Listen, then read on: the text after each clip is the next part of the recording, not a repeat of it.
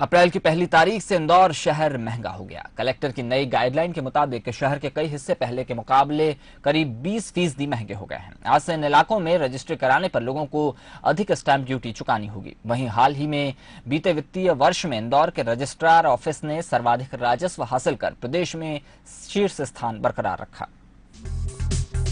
इंदौर की गाइडलाइन में पिछले 3 वर्षों में काफी तेज दर से इजाफा हुआ है। प्रशासन ने सभी पॉश एरिया की दरें करीब 15 से 30% तक बढ़ा दी थी।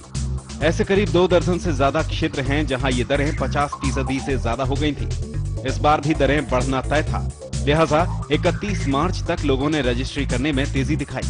नतीजा ये रहा कि रजिस्ट्रार कार्यालय में मार्च महीने में हर रोज 800 से 1000 रजिस्ट्री हुई।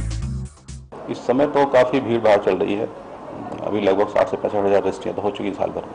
720 करोड़ रुपए हो चुका है 22 मार्च की डेट में, और संभावना है कि और ज्यादा हो जाए इस बीच में। तो निम्न तबके के क्षेत्र। नई गाइडलाइन से भले ही शासन को अधिक राजस्व मिले, लेकिन इसने आम लोगों के साथ ही बिल्डर्स और कॉलोनाइजर्स की चिंताएं बढ़ा दी हैं। 2012-13 वित्तीय वर्ष में छोटे छोटे प्लॉट और मकान की रजिस्ट्रियां ज्यादा हुई हैं। इनसे प्लॉट खरीदार को अधिक स्टाम्प ड्यूटी चुकानी होगी।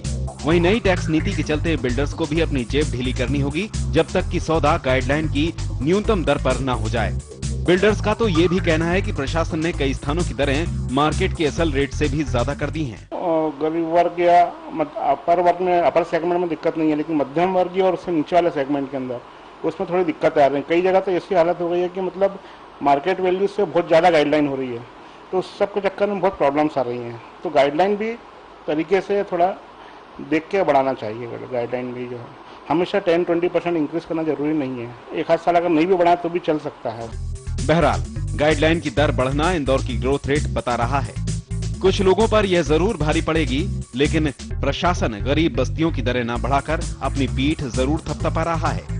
कैमरामैन रवि पाठक के साथ वसीम अहमद, बंसल न्यूज, इंदौर।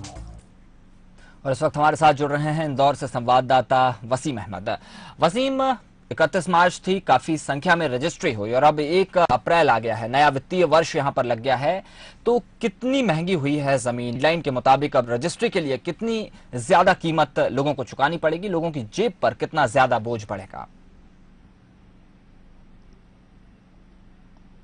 जी निशांत, बिल्कुल मैं आपको ये बताना चाहूंगा कि 1 अप्रैल से जो नई गाइडलाइन जारी हुई है, इसमें औसतन अगर शहर में देखा जाए तो करीब 20% की वृद्धि हुई है। लेकिन कुछ इलाके ऐसे हैं जैसे एमजी रोड, पलासिया या रिगल चौराहे, यहाँ पर 80% तक का गाइडलाइन की दर को महंगा कर दिया गया है।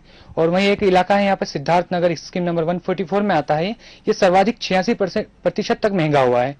इसमें एक बात और काबिले गौर है, जो नई गाइडलाइन एक नए उपबंधों के साथ में आई है, तो ये उपबंध जो है इसमें हम देखें तो कहीं पर खुशी मिलेगी और कहीं पर गम मिलेंगे। जी बिल्कुल वसीम, इसके अलावा आपसे जानना चाहेंगे, अव्वल रहा है इंदौर, अगर रेवेन्यू कलेक्शन की बात करें रजिस्ट्री के मार्फत, तो इसमें अव्वल रहा है। पिछले साल के मुकाबले कितना बेहतर प्रदर्शन रहा इस मामले में? जी बिल्कुल मैं आपको बताऊंगा। पिछले वर्ष शासन ने इंदौर को टारगेट दिया था 700 करोड़ का, लेकिन इंदौर कार्यालय ने करीब 760 करोड़ रुपए तक के टारगेट अचीव किया।